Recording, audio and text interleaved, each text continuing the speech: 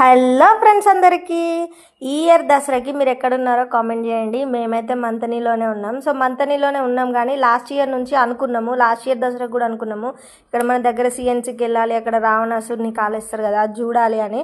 So ఈ year వెళ్దాం అనుకున్నాం కానీ రెడీ అయ్యి మేము ఎంఎన్టీలో బయటకు వచ్చేవరకు 8:30 అయిపోయింది.